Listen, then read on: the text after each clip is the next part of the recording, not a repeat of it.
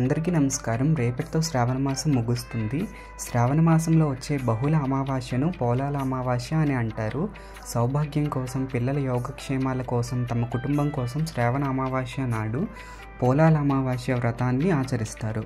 ఇది ప్రాంతాచారం, గృహాచారం ఉన్నవారు పూజించే వ్రతం. ఈ వ్రతంలో సంతానక్షేమం కోసం స్త్రీలు ఆచరించే ఈ పూజలో పూర్ణంబూర్లు, గారెలు, 9 రకముల కూరగాయలతో చేసిన ముక్కల పులుసు అమ్మవారికి నివేదిస్తారు. ఆడపిల్లలు కావాలనుకునే వాళ్ళు గారెలు సమర్పించాలి. మగపిల్లలు కనాలనుకునే వాళ్ళు బూరెలు సమర్పించాలి. పోలాల అమావాస్య పూజా విధానం: పూజ చేసే చోట శుభ్రంగా అలికి వరిపిండితో ముగ్గు వేసి ఒక కంద మొక్కను ఉంచి దానికి పసుపు కొమ్ము కట్టిన 4 తోరాలను అక్కడ ఉంచి ముందుగా వినాయకుడికి పూజను చేయాలి. కంద మొక్క దొరకని పక్షంలో కంద పిలక పెట్టి పూజ చేసుకోవచ్చు. తర్వాత మంగళగౌరీ దేవిని కానీ, సంతాన లక్ష్మిని కానీ ఆ కంద మొక్కలోకి ఆవాహన చేసి షోడోపచార పూజను చేయవలెను. 9 పూర్ణంబూర్లు మరియు 9 గారెలు, 9 రకముల కూరగాయలతో చేసిన ముక్కల పులుసు అమ్మవారికి నైవేద్యంగా సమర్పించాలి. తదుపరి కథను చదువుకొని కథా అక్షంతలను శిరస్సును ధరించాలి. ఆ తర్వాత కంద మొక్కకు ఒక తోరాన్ని కట్టి మరొకటి తన మెడలో కట్టుకొని మిగిలిన తోరాన్ని సంతానం మొలలో కట్టాలి.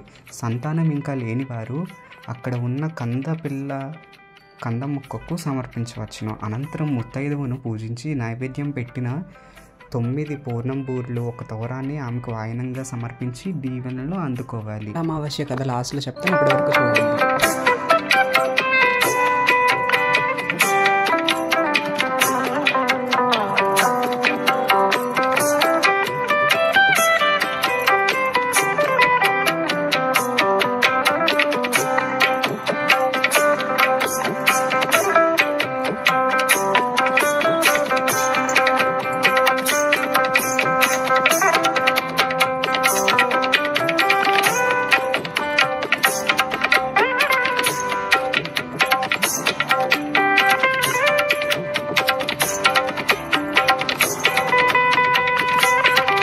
పోలాల అమావాస్య వ్రతం కథ గురించి మీకు తెలుసా? ఇప్పుడు తెలుసుకుందాం. పూర్వం పిల్లల మర్రి అనే గ్రామంలో సంతానరామ వధానులు అనే స్వార్థ పండితుడు ఉండేవాడు. ఆయనకు 7 మగపిల్లలు. అందరికీ పెళ్ళిళ్ళై కోడళ్ళు కాపురానికి వచ్చారు. పెద్ద కోడళ్ళు 6 పిల్లలు పుట్టారు. కానీ చిన్న కోడలు సుగుణకు మాత్రం పిల్లలు పుట్టడం, వెంటనే చనిపోతుండడం జరిగేది.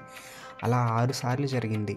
ఆ కారణంగా ఏ కోడలికి ఆ 6 సంవత్సరాలు పోలాల అమావాస్య వ్రతం చేసుకోవడం కుదరలేదు.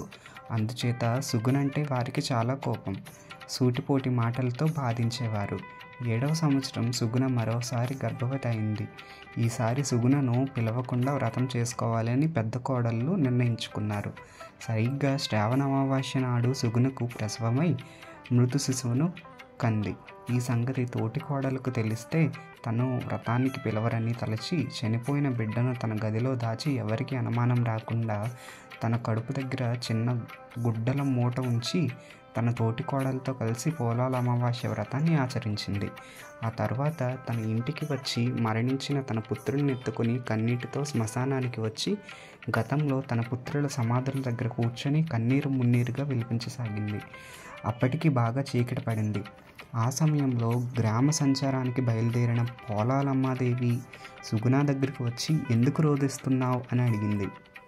సుగుణ తన కన్నీటి కథను వివరించి చెప్పింది. పోలాలమ్మదేవి జాలిపడి, సుగుణ బాధపడకు, నీ పుత్రుల సమాధుల దగ్గరికి వెళ్ళు. ఏ పేర్లైతే నీ పిల్లలకు పెట్టాలనుకున్నావో ఆ పేర్లతో వారిని పిలు అని చెప్పి మాయమైపోతుంది.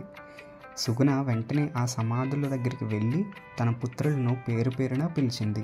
వెంటనే ఆ సమాధుల నుంచి ఆమె పిల్లలు సజీవంగా లేచి వచ్చి తమ తల్లిని కౌగిలించుకున్నారు. సుగుణ ఆనందంగా వారిని దగ్గరకు తీసుకుని వారిని వెంటబెట్టుకుని ఇంటికి వచ్చి జరిగిందంతా తన తోటి కోడలకు చెప్పింది. అందరూ సంతోషించారు. ఆనాటి నుండి ప్రతి శ్రావణ అమావాస్య నాడు ఈ వ్రతాన్ని ఆచరిస్తూ పిల్లా పాపలతో ఆనందమైన జీవితాన్ని అనుభవించి తరించింది. ఇది పోలాల అమావాస్య యొక్క గొప్పతనం. మీరు కూడా ఈ పూజ చేసుకుని అమ్మవారి అనుగ్రహాలకి కృపలు కావాలని నేను మనస్ఫూర్తిగా కోరుకుంటున్నాను. నా వీడియో నచ్చినట్టయితే లైక్ చేయండి, షేర్ చేయండి, కామెంట్ చేయండి. అలాగే మన ఛానల్ని సబ్స్క్రైబ్ చేయడం మాత్రం మర్చిపోకండి. ఓం నమో వెంకటేశాయ. శ్రీమాత్రే నమః.